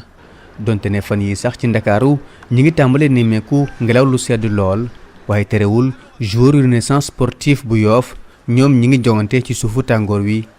li ñu bëgg ñoom ñëpp ñoo ko bokk moo rek fexe ba seen équipe bi ñëwaat ci élite bu football bu Sénégal loolee lu jafe lay doon ci équipe boo xam ne dafa yàgg lool ci national bi mu ne waaye terewul ñi ko jiite jamono yii leen dong moo leen soxal mooy rek fexe ba delloo si ko fu mu nekkoon. RS Yoff yàlla dafa def ñun ñëpp Yoff waa yëpp ñu conscient que ne équipe bi fi mu nekk nii du place am waaw parce que vraiment équipe la boo xam ne nii vraiment mérite na plus que di jouer championnat amateur. yàlla def bi ñu falee léegi nii donc ñun ñu ne suñu objectif mooy dañu fexe ba ñun dans les 4 ans yi nga xam te ne ñun moom la ñu fal ñu fexe ba équipe bi RS Yoff retrouver la ligue professionnelle c'est-à-dire à savoir la ligue 1 ou la ligue 2 bu mu si mënta am rek mais en tout cas na intégrer la ligue professionnelle donc ñu def ko ci 4 ans yi. loolee doon lu jafe lool waaye ñi dëkk fii ci Yoff ñoom gëm nañ ko te it jàpp nañ ne lu war a mën a nekk la. ambition boobee ñu am seen entraîneur bi sax di Babacar bi ñu koy wax Mbaye Sarr moom wane na ko muy dem ak ñëw ci équipe bi boobu ba léegi waaye ren jii jàpp na ne am na équipe bu dëgër. bon ñun on a une bonne équipe on a une équipe équilibrée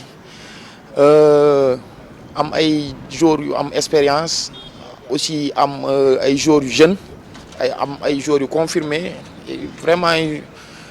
parce que on avait fait une détection. Sur 278 jours, on a pris 35 jours de travail avec nous. Donc, et on a un bon groupe vraiment de qualité. fexe ba renaissance sportif bu Yoff yéegaat ci kaw a kaw loolee day laaj ay matuwaay yu am solo jëm ci wàllu koom-koom ba tax na kilifa yi fi féete taxaw nañ ci ngir jàppale leen. daaw comme ni nga ko waxee donc saison bi muy jeex donc on était en mauvaise posture donc on était avant-dernier ou dernier parce qu'on avait tous que 2 points lañ amoon. donc yàlla def corona bi mu ñëwee aussi comme li ñu naan le malheur des uns fait le bonheur des autres yàlla def championnat bi ñu arrêté ko donc ñun bi ñu arrêté championnat bi donc depuis lors donc ñu ngi ne di travailler pour saison bi nga xam te ne moom la ñu jëm nii donc ñu nekk ci en collaboration avec la mairie ak les populations yoffoises APEXI notamment ak tous les bonnes volontés yi nga xam te ne ñu ngi ci biir Yoff. ci jamono yi ñu nekk coronavirus doon loo xam ne dafa sax salfaañi dem beeg dikk bi ak it bépp yëngu-yëngu. loolee di am ay jeexital ci performance yi joueurs yi di am waaye waa Yoff ñoom daanaka lépp la ñu bàyyi xel. joueurs yi toog nañu lu yàgg comité mais heureusement pour nous am nañ benn spécialiste boo xamante ne benn préparateur physique boo xamante ne mu ngi fi au nom de Mohamed moo doon préparer booy sur le plan physique durant tout leur préparation moo fi newoon ak ñoom di leen préparer physiquement ba yàlla dimbali ñu on n'a pas eu. ay blessé yoo xamante ne ay blessé grave la. ba sax li aajo ci testé joueurs yi ñoom ñi nga wane yoon wi ñu war a jaar. suñu 35 joueurs yëpp testé nañ leen suñu 35 joueurs yëpp on les a testés waaw et en plus def nañ visite médicale staff bi joueurs yëpp ñëpp def nañ visite médicale bi ñu nekkee regroupement fermé ñoom ñëpp ils sont aptes. lu ci mën di xew dañoo war a def ndànk ndax rek RS Yoff fa mu jóge dafa sori te it mu delluwaat ci kaw a kaw du ko tax a yomb lool. mais loolu lépp ab liggéey la boo xam te ne nii donc processus la lu loo xam te ne dañuy ñëw rek ne ren wala non aw yoon la on est sur la bonne voie ñuy commencer teg canevas yi donc projet bi c'est 3 à 5 ans ñu ngi liggéey ak ñoom ñu ngi liggéey ak joueurs yi ça peut se réaliser aussi cette année ci donc loolu lañ bëgg nag espérer nañ ne ren ak groupe bi ñu yor liggéey bi ñuy def nii mën na ne donc loolu lañ leen di xamal loolu la ñuy def seen bopp ñun aussi tamit loolu lañ gëm mais liggéey la mais qu'on soit réaliste qu'on soit patient ñu continuer travail. jafe-jafe boobee terewul ne yaakaar mën naa am ndax lu jëm ci wàllu infrastructure yi ñoom ñii ñu ngi ciy liggéey. dans les mois prochains dañu war a inaugurer suñu stade donc instant yi toll nii stade yi mu ngi ci travaux yi donc pratiquement gros œuvre bi jeex na tribune bi def naa mois bi di ñëw nii lañ koy réceptionner donc pelouse synthétique bi instant yi toll nii pelouse bi mu ngi sur place donc ñu ngi nekk def terrassement yi donc pour que stade bi au plus tard bu ñu ne ci phase retour championnat yi fekk stade bi nekk à notre disposition. mu am ñaari témbo ba ñu tàmbalee saison bi ñu nekk ak léegi ñu féete fii ci Yoff ñoom daa nekk seen équipe bi dugal bit mooy jafe-jafe bi gën a màgg ba tax na seen capitaine moom mi ngi leen ciy gën a ñaax. équipe manul parfaite quoi efficacité parce que joué nañ ñaari match dugal benn bi di am ay occasion yu bari efficacité ñuy dugal loolu moom buñ mënoon di dugal occasion yi moom dina baax quoi. ba ñu tàmbalee saison bi ci ñaari fan ci weeru janvier ba léegi renaissance sportive bu Yoff am na ñaari poñ ci ñaari jongante yi mu am loolee tolloo rek ak ñaari poñ yi ma amoon ci année bi ñu génn gannaaw ba ñu jongante lu toll ci juróom-ñeenti match loolee sax indi yaakaar ci biir équipe bi ak ñëpp ñi ko ŋànk te leen rek soxal leen mooy yëkkatiwaat équipe bii di RS Yoff. Voilà, merci Cheikh Diop pour ce beau reportage ci RS Yoff ñoom seen ambition mooy ñëw d'abord en Ligue 2 ensuite jéem a xool nu ñu def ba yegg également en Ligue 1 ils sont en train de travailler là-dessus par rapport ak daaw ils ont mieux démarré la saison parce que am nañu deux matchs nuls mais nee nañu daal actuellement ñi ngi ci liggéey bu am solo et puis ils ont un projet dans les mois à venir dinañu dem ci seen stade en tout cas il y a un travail qui est en train d'être fait c'est tout un village qui est derrière cette équipe-là. Et ils ont l'ambition légitime de monter parmi les professionnels jóge ci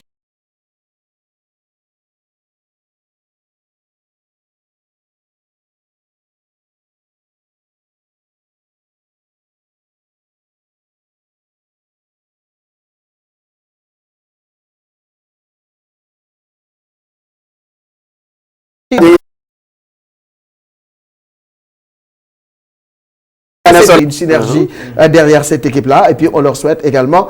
tout le bien du monde. Tout de suite on va faire un tampon pour changer de ballon daal di jël bal bi nga xam ni moom moo nekk ci ginnaaw Lamine te góor gi si jee yor ko muy ballon basketball.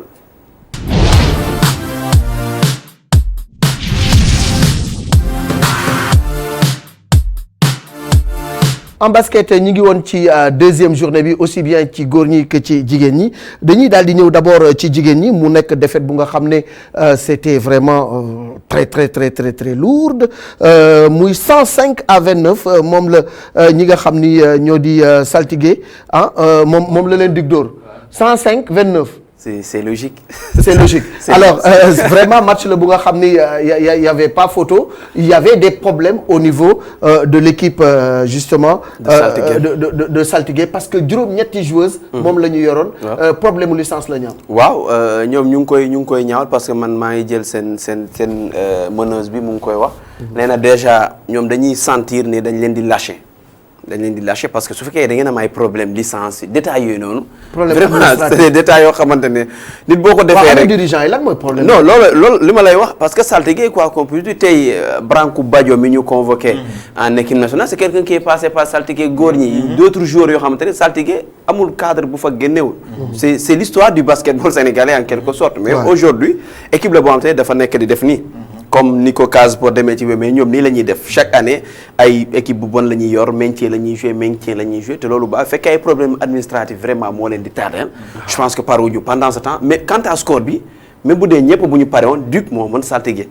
Duc bii nii moo mën gars yi parce que dafa am joueurs yi ay cadre la fa andi dafa dem jëli joueurs yi gën a mën daal jëli Awa Ba dem jëli Ndey Awa Kebe bu Jaraaf c'est des joueurs yoo xamante ne yaa Khadija Maïga bu malien bi nga dem jëli Julie Dacosta moo nekkoon révélation 2019 bi donc équipe la boo xamante ne ça voilà joueur ñu du bokkuñu. bokkuñu niveau mais quand même mënoo ñëw andi sa équipe déjà xam nga ne niveau bi baaxul. parce que ay xale la beneen bi ngeen nekk 8 alors 5 majeurs ak 3 d'ailleurs cri du cœur bi sax mooy Ndeye Marième Fall on va l'écouter parce que quand même ça c'est loolu jar na sax bañ a basket dem ñu lay door ay 105 à 29 nga yóbbu ay juróom-ñetti joueuses yu nga xamante ni ay xale lañu elles sont pas aguerries face à une équipe comme Duc ak potentiel ba fa nekk loolu moom tu vas te faire laminer et le cri de cœur de Ndeye Marième au micro de Saykou Seydi. ñun moom dañ fi nekk ci club bi am lu ñu naxari torop waaw ndaxte dañoo nekk ci club bi di fi jouer pendant des années lu ñu mënul concevoir mooy war a jouer saltige nekk équipe première division du cuune ci championnat bi donc waruñoo toog ba heure bi jouer 2 matchs te suñu ay licence mënul fexe ba pare ñun loolu naxari nañu torop licence 8 joueuses kese moo pare suñu équipe bi ñu ngi jouer à 7-8 ce qui n'est pas normal on est 20 ci équipe bi te kenn mënu ci am licence loolu moom naqari nañu ba pare dañoo nekk ci condition yoo xamante ne nii dafa xaw a doy waar torop nekkuñu ci condition yu baax amoon nañu ay bal nag 5 ballons on a perdu quelques ballons amatuñu bal yu ñu basketee 2 la ñu dese te 2 yi ñu dese li yàlla xam doy na mënuñu entraîner day yàq tir day yàq dribble te am na effectif boo xamante ne je pense que buñ ko amoon yenn équipe yi duñ ñu dóor yenn score yi niveau ñàkkul ci équipe bi am nañ niveau am nañ potentiel pour basket mais conditions yi daal moo des ba pare bu ñuy dem match dañuy oo bàyyi ba match bi des ay quelques heures ñu ooñu pour ñu war a jouer loolu joueuse conditions yooyu mënu ci jouer waaw ñu ngi entraîner mais daal conditions yi ñu nekke baaxul transport amuñu ko suñu joueurs yi ñibbi fu sori seeni transport dafa am ñu ci nekk di ci jàpp blessure buñ ko amee pour ñu faj ñu c'est tout un problème man mii gaañu naa fi récemment mais niñ ma tontoo daal man président bi ni ma tontoo man damay wax président bi ni mu tontoo sama capitaine du tontu responsable parce que mënuma gaañu sama loxo di metti ñu wax ko mu tontu yenn tontu yi waaw man d'accord ma si équipe bi moo war a dundee moom ndax ancien international la chaque jour moom la ñuy wax naan ñoon soldat la équipe bi moom moo ko waroon dundee mais moom warul dundee équipe bi waroon na war a mën a gën a am présence si équipe bi boo xamante ne du ñëw di bàyyi yenn situation yi di fi am waaw amuñ suñuy paas boo ko waxee tontu yi mu lay tontu mooy loolu buñ demee récemment match contre Duc xale yi situation bu métti lañ dund Dakar ay fii Dakar la fii du Tëngéej loolu dawul nekk tontoom war na mën a am beneen taxawaay ñun ñoo dooleel ci moom nous voulons son départ on veut un président boo xamante ne nii ku mën na def ku mënul na ba ñi mën nañ ñëw ki mënul na dem bàyyi ñi mën def. Voilà dégg ngeen ko Ndeye Marième Fall qui n'a pas mâché ses mots wax dëgg yàlla conditions yi nga xam ni moom la wax ni ci la ñuy basketter ci équipe bu nekk en première division c'est vraiment catastrophique et ça c'est une honte parce que Rufisque li mu représenté ci échiquier basket Sénégal ci sport Sénégal ak ci sport ak ci histoire Sénégal dem ba ñuy am juróomi bal ñu naan bal ba yàqu na ak yooyu tey bu war a football te war a basket en Ligue 1 c'est vraiment triste et c'est aberrant lii moom c'est une catastrophe je pense que lii moom xawma président xawma ku mu ci doon on ira voir ce qui se passe avec Babacar Seck faire une enquête en profondeur mais li nga xam ni jot nañ ko ci dégg vraiment c'est bu fekkee ni lii la moom di ngeen jëlaat score bu gën a garaaw. bon xawma yeneen détails yi mu wax de mais saltige bii ma gis nii nekkul ci condition yi waaw nekkul ci non condition yi baax c'est-à-dire da ngay gis condition yi baax da nga koy gis nga xam ne kii boo xam mi ngi ci condition yi baax mais lu dangereux sax mooy sportif nga bëgg ko yóbbu ci haut niveau doo ko jox moyens yi nga doo regroupé wu équipe bu du regroupé yow tu ne peux pas aspirer à jouer en national. équipe bu amul ay joueuses nag ay joueuses man yooyu ay licence problème bu licence ba saison bi commencé ba léegi nga dawal 2 journées amoo nga am problème licence alors que kañ lañu wax ni saison bi temps lay commencé ba ñoom dañoo repousser d'une semaine. démarrage de la saison licence yi yëpp mënoon ngeen ko def. bu yàgg par en ligne nga ñëw taxaw nga am problème boobu noonu loolu lii c'est une aberration. te man li ñu joueurs yi li ñu dund bu dee am na lii c'est de l'esclavage moderne. ngay jël nit heureusement que moo am courage wax. wax parce que am na ci yu bëri ñoo xam ne pour bañ ñu exclure leen ci équipe bi. parce que am ñoo xam ne seen amouru discipline dina leen may ñu toog làkkatu bañ a wax parce que mun nañ leen exclure. kii dafa sës. waaw kii moom elle n'a peur de rien soo xoolee lii kii cri de rage cri de cœur lu nekk ci xol bi la génnee. te lii du yoon man je pense et son sentiment c'est clair que mooy sentiment équipe bi yëpp parce que c'est frustrant. c'est frustrant te man li ma jàpp sax mooy cahier de charge équipe yi. cahier de charge bi ñu war a remplir. pour mën a jouer. loolu fédération bi dañ ca war a gën a gëstu en dehors du basket bëri na. ci yenn discipline yi c'est la même chose. dañ ca war a gëstu. le code du sport war nañ ko revoiraat loolu noonu yëpp. dañ ca loolu dañ ko war a revoir équipe de première division. première division nga ñëw nga yóbbu 8 joueurs match. nga am problème mu licence. joueurs yi duñ leen fay. amuñu sécurité sociale amuñu transport pour ñu faju problème la. peut-être ak basket bi lu mu nekkul en championnat professionnel. mais il faut reconnaître que c'est-à-dire basket oui non basket c'est-à-dire da dul comme football. kii gën a pare ci équipe am mooy gagner. c'est-à-dire quand aujourd'hui on parle de Douane Duc ASC Ville de Dakar Saint-Louis Basket Club parce que c'est des clubs yoo xam te ne joueurs yi ñooy ci conditions yi baax. c'est des clubs qui payent plus de 400 000 salaires. mais saltigué c'est un patrimoine. Tëngéej saltigué c'est toute une histoire. mais loolu la xam bu ñu demee ba egg ci niveau bi il faut que tout Rufisque se remette en cause.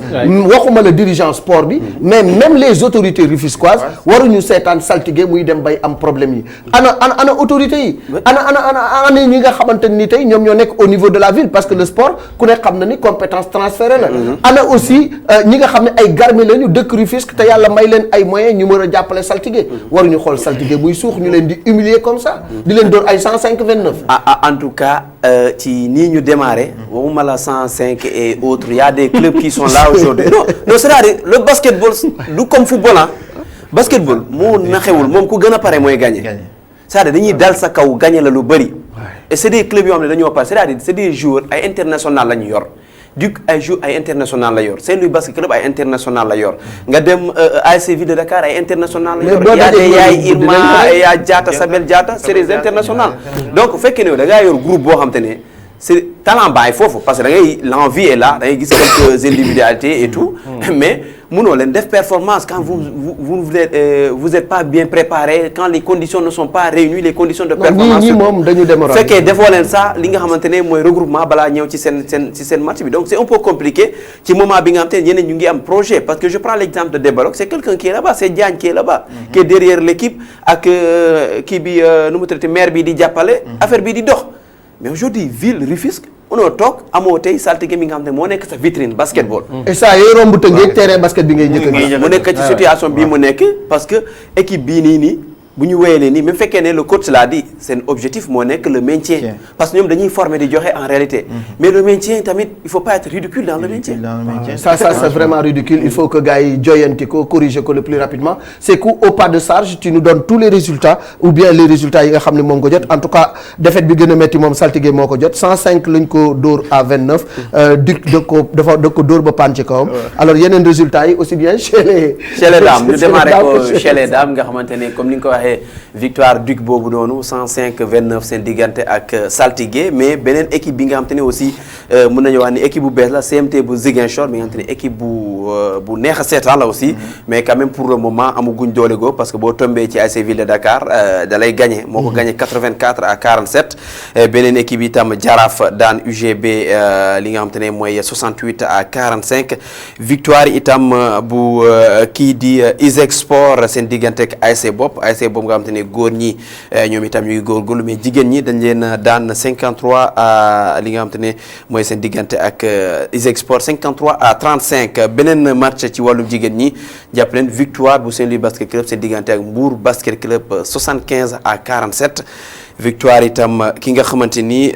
moo di GIA seen diggante ak ASFO boobu noonu mooy match bi nga xamante ne mi ngi woon am tey ci ASC Ville de Dakar comme 70-65 ci garçon yi moom la ko ki nga xamante ne door Duc moo door ASC Ville de Dakar ci garçon yi 70-67 ci garçon yi ba tey jàpp leen victoire ki nga xamante ne moo di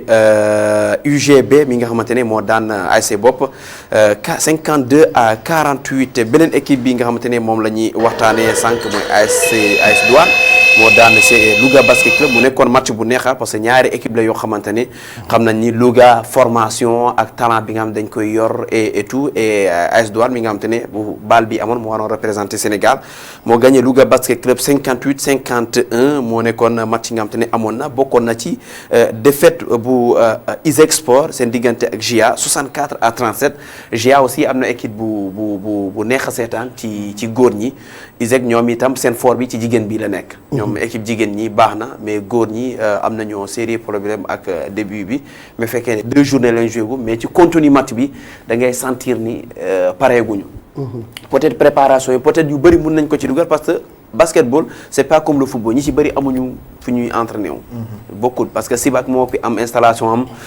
mun nañu wax ni Débalok moo am fii nii Derklé fu muy entraîné wu. sinon voilà Duc nekk université Douane moom Marius Ndiaye lay entraîné peut-être am na moyens ville de Dakar mi ngi piscine olympique donc c'est compliqué même USO aussi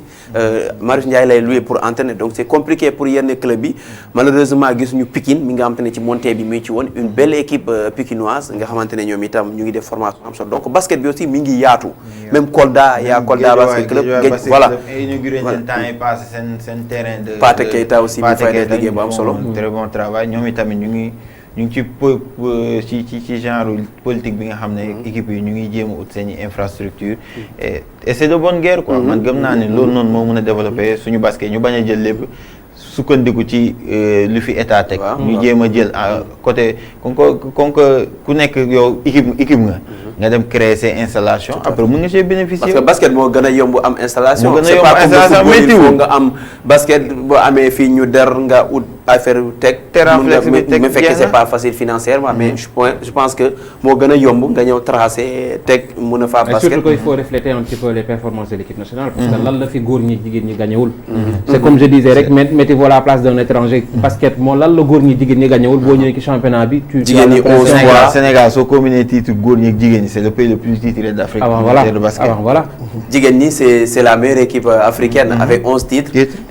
mën nañu wax ni ci jigéen ñi même fekkee ni depuis 97 nekkuñu fi mais aujourd'hui il y a un travail qu'il faut faire alors et ça commence par là. On va parler aussi de la programmation il y a un tableau qui nous a été proposé également par la ligue mu mel ni que léegi match yi yu ci bari suba lay doon ak ngoon. waaw parce que xam nga couvre-feu bi aussi seen match yi 10h lay démarrer léegi comme ni nga koy gisee noonu 9h ASC Ville de Dakar UGB ci góor ñi lay doon ASC Bopp Saltigué boobu itam ci góor ñi la Saltigué góor ñi moom mooy équipe bu tane na moo tane jigéen ñi ci wàllum jigéen ñi Débalok ak Saint-Louis Basket Club match bu neex lay doon parce que Débalok équipe la boo xam te ne moom itam seen formation xam nañ ko Saint-Louis Basket Club retour Baba Tandian bi ñi nga xam te ne dañoo naroon dem téye na leen indi ay international teg leen foofu ci wàllum góor ñi ISEG Sport Douane dina am ku ci paan ci kaw moromam parce que Douane bi am na doole Duc GIA ci wàllum jigéen ñi match bu neex lay dem CMT bu Ziguinchor mooy dalal ASC Bopp foofu ci Ziguinchor loolu yëpp ci match yi nga xam te ne moom la ñuy amal ci seen 3e journée bi mu nekk Louga itam Louga Basket Club moo fay dalal GIA ci góor ñi UGB UCAD Basket Club UCAD moo nekkoon INSEPS daaw ñoom itam daaw la ñu yegg mais léegi UCAD lañ koy tuddee USRA Saint-Louis Basket Club ci góor ñi Sibac Asfa boobu itam ci góor ñi la waaye itam beneen match Duc AS Thiès Mermoz USO Asfo ak Jaraaf kii di Mbour Basket Club ak ASC Ville de Dakar moo nekk affiche yi nga xamante ne moom la ñu jëm ñoom itam basket bi ñu ngi góorgóorlu ci programmation yi bu match bu journée jeexee rek programme journée bi ci journée bi ci dañ koy kii mais ñi ngi également am benn communiqué bu nga xam ne mi ngi jógee ci fédération sénégalaise bu basketball ñuy wax ci affaire retransmission télévision donc mu mel ni que képp ku nga xam ne da nga bëgg a génne lu jëm ci seen i match droit yi ñoom ñoo ko moom da nga war a ñëw waxtaan ak ñoom. mais loolu mooy logique parce que parfois tamit ñun tamit média dañuy bëgg lu yomb dañuy bëgg a ñëw fekk organisation ak lépp nga ñëw teg sa téléphone aussi di filmer match bi direct loolu aussi du c'est-à-dire du yoon quoi bëgg nañu naan xawma ban manière la ñuy def pour jàppale suñu sport local bi je pense que lépp waxtaan mais nañ ko teg ci voilà bu ñu waxtaanee voilà nañ ko teg ci yoon parce que boo ñëwee rek installé aussi di diffuser ay images jàmbur peut-être yow mën nga cee gagner mais moom lan la ciy gagner c'est ça. bon nañ ko teg ci yoon daal parce que le cri de cœur man tey bi ma bëggoon indi ci émission bi c'est un petit peu organisation tey bi ma gis ci diggante US Gorée ak Casa Sport. presse boo xamee ni dafay ñëw pour relayer l'information tey match yi c'est à huis clos. am na ñu bëri ñoo xam ne mënuñu seetaan match yi presse defe naa ne boo ko yaatalul stade yi. mënuloo ko koo xañal. une presse boo xam ne on a 15 badges. 15 badges nee nañ moom la ñu jagle sport bi. di nga gis organe boo xam ne dina soxla technicien dina soxla reporter dina soxla ki nga xam wala ñaari reporter wala technicien ak un homme de terrain benn organe nga jox ko benn badge fajul dara donc il faut waxtaan am man pour man parce que sànq maa ngi ciy waxtaan ak Lamine et il a été intelligent ci suggestion bi mu ma jox pour te dire rek que ni waxtaan am na solo il m'a dit est-ce que du choc yi rek munuñ ci limiter comme par exemple un Casa Sport Tëngéej Pikine Casa Sport ñu ne bon choc la xam nañ ne presse bi yëpp dinañ ñëw c'est 15 badges wala 20 badges mais tey benn ñaari tali CNEPS on sait démb match Pikine bi il paraît que 4 journalistes ñoo fa nekk 4 journalistes donc nañ xool fan nañ waxtaan boo koy def le travail de la presse devient fondamental voilà parce que loolu aussi il faut que ñu waxtaane ko et tey gis naa fa lu nga xamante ni aussi ça m'a écœuré journaliste bu yor accréditation ñëw gendarmerie ñu ni ko doo dugg parce que tëj nañu stade bi moi je dis que accréditation quand même man dem naa coupe d'Afrique des Nations dem naa match international bu nekk mais l'accréditation nga yor ko nii ñu. mooy ça laissez passer. mooy c'est laissez-passer mooy c'est sésame c'est extraordinaire. AIPS yi soo ko yoree da ngay dem dugg ci stade yi un peu partout. mais bii sax accréditation. accréditation mooy wane ni tierce personne nit ki identifié nga c'est un journaliste. dégg man jour 90 personnes bi sax la comprendre c'est vrai que contamination et tout mais presse bi ça duñ seetaan. match kenn nekku fa mais presse bi nan la mën a xatal. moom yaatu na distanciation sociale. yenn match yi presse bi na ñëw yenn choc yi ñu ne bon fii mooy nombre limite bi. mais moo ne match yëpp 15 dafa ndaw. oui 15 dafa ndaw vraiment si on veut promouvoir notre football local exemple 15 nga ñëw football local nga ñëw ñu ne benn Jaraaf Teungueth FC ñooy football. waa ITV bu nga ñëw def ko direct. waa beneen rajo jóge fenn da koy def direct. mais da nga mën a jox kooku noonu benn badge. bien direct yi ku ci gagné. ñoom ñooy gagné parce que déjà dañuy wax si ñoom. en retour yéen duñ leen jox xaalis. duñ leen jox dara. nga ñëw quotidien yi ñëw na ñoom dañuy dugg stade rajo yi ñëw site internet yi ñëw nga bëgg a ñu limiter ko à 15. franchement man je pense que loolu noonu war nañ ko gën a mais surtout que délégation équipe yi muy nekk 30. muy nekk te 30 yooyu noonu après. xaw ma dara contre ñoom non ñu ñuy ànd parce que loolu moo nekk ci discussion bi mooy conclusion yi ñu amal mais dama ni 30 personnes accompagnées équipe une dizaine duñ fa def dara non mais dama ni man gis naa dem match AS Douane ñooñu noonu accompagner équipe bi mais ñoo toog ci tribune bi di woo entraîneur ba mu koy dégg di ko saaga ndey presse bi day ñëw di jàllale seen i moi je pense que waxtaan war naa diggante ANPS ak ligue bi ñu xoolaan mbir mi surtout que ñoom waxoon nañ ko aussi newoon nañu 15 nañu proposé mais waxtaan dina am parce que il faut reconnaître que presse bi dafay couvrir championnat parce que xam nañu amul beneen moyen bi Sénégalais yi mën a xamee mbir mi. voilà franchement et puis tey dañu bëgg a ñun ñëpp participer à la promotion de notre sport national. keroog bi ñu invité le président Saër Seck ci loolu lañ doon waxtaan. xool naka la ñuy accompagner suñu football bi parce que journalistes yu ci bëri xam nañu Premier League xam nañu championnat de France xam nañu championnat d'Espagne et tout. mais championnat au Sénégal ñun liñ ci intéressé wu bariwul mais tey bu ñu demee ba engouement boobu am ñu bëgg a accompagner le football professionnel di dem au stade dans un contexte bu nga xam ne nit ñi dematuñu. donc il faut ñu permettre presse bi ñuy informer le public pour ñu xam lan moo xew je pense que loolu warul nekk problème merci à l'adjudant bi nga xam ne fekk naa ko fa tey. bi Pape Malick amee problème dama dem wax ko mu wàcc ñëw demander gentiment à ces éléments ñu bàyyi leen ñu dugg mais il y a d'autres journalistes yu ñëw yor accréditation kenn bàyyiwu leen et ça c'est vraiment une aberration parce que du yoon man fu nekk dem naa fa ci Afrique di couvrir match équipe nationale musuma dem fenn wone accréditation ñu téye ma parce que loolu ñun mooy suñu sésame moom mooy suñu li nga xam ne moo ñu permettre ñu def suñu liggéey ci wàllu basket aussi fenêtre FIBA bi joxe nañu listu joueurs yi éliminatoire Afrobasket 2021 19 lions présélectionnés ñu ràññee ci Alkali Ndour bu AS Douane Clévin Anan également mi ngi ci Mohamed Alga Ndiaye moom également mi ngi ci Thierno Ibrahima Diagne El Hadji Oumar Badio, Cheikh Bamba Diallo, Louis Adams, Serigne Bamba Dieye, Mbaye Ndiaye, Modou Ndiaye. Il y a également Pape Moustapha Diop, Martar Gueye, Ibrahima Fall Faye, Mohamed Faye. Il y a également Amar Silla, Youssou Ndoye, Malik Ndim, Pape Abdou Badji et Babacar Touré ñooñu la ñu woo. Alors góor gi si Dieng moom lu tax bokkul ci yëf yi. wala NBA ko gars yi. NBA yi sont NBA duñ leen bàyyi. duñ leen bàyyi ci fenêtre yi ñi soo xoolee ñëpp la. Nigéria seen ossature presque ay joueurs NBA ñoom ñoo ñëw ci compétition mais ci genre fenêtre yi nii yeneen joueurs li ñuy jël même pour yeneen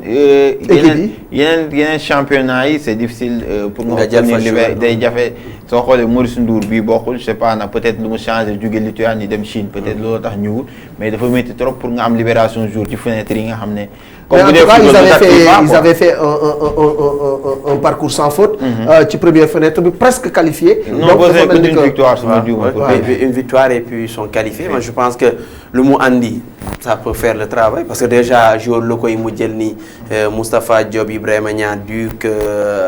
Serigne voilà Alkali Ndour et puis il y a les deux Bamba mi nekkoon Louga te de mu nekk AS Douanes et puis l'autre Bamba mi jógee Saint-Louis Basket Club ñëw ci ASC Ville de Dakar ñëw AS Douanes. Il y a Louis Adams aussi moo xam te ne mi fii et puis le reste Branco Badio qu'on connaît sélectionné nañ ko présélectionné nañ ko ñëwul après Ibrahima Fall Faye gis nañu lu mu def Anan je pense que c'est un groupe boo xam ne mën nañu qualifier après le reste ñu xool ban moment la ñuy programmer Afrobasket bi pour ñu am suñu joueur yi ñu yàgg parce que il faut pas oublier Tako Fall tey il est sélectionnable Georges Niang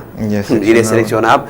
Gorgui Sy Dieng yaa ngi koy tudd heureusement moo fay ñëwaat na on a une équipe. On a une équipe et puis un coach également qui est en train de faire du très bon travail. Merci, on est arrivé au terme de cette émission. Lamine, merci d'avoir répondu à notre invitation malgré les contraintes. Ku nekk xam na ni presse moom kenn amul jot surtout yéen presse écrite. Quotidien la. Ouais, quotidien. Guddi la ñuy liggéey. Le plaisir est partagé comme ni ko waxee c'est quoi à chaque fois c'est un plaisir ñëw di partager fii ndax Malick c'est ndaanaan nga ci mbir yi yàgg na la seetaan bien avant ñu nekk ci journalisme ñu lay seetaan télé ñëw bokk ak yow plateau waaw ñu ñëw toog bokk ak yow plateau mbégte la ñëw bokk tamit plateau Pape Malick ak Seeku ñi nga xam ñu ngi def liggéey bu rafet donc ce n'est que bénéfique pour moi ñëw partager plateau beeg yéen. Merci Seeku. man na dama doon affaire nan lay demee bu nit ki feeñ di wax. tey nga c'est ça parce que man exemple maa ngi juddoo Vélingara après ñu yóbbu ma village ba parce que j'étais un peu tuuti ma jàngi foofu mais foofu coupe du monde 2002 dama dañ koy faral di wax. dama ci seetaan bu bari parce que da ngay taxaw fee nekk xale bi tuuti ngay gis. ñi ñooy yuuxu nga dawandoo après boo demee ba toog. léegi tu as tout compris voilà kii moom tel père tel fils donc mën nañu wax ni xaalis reportage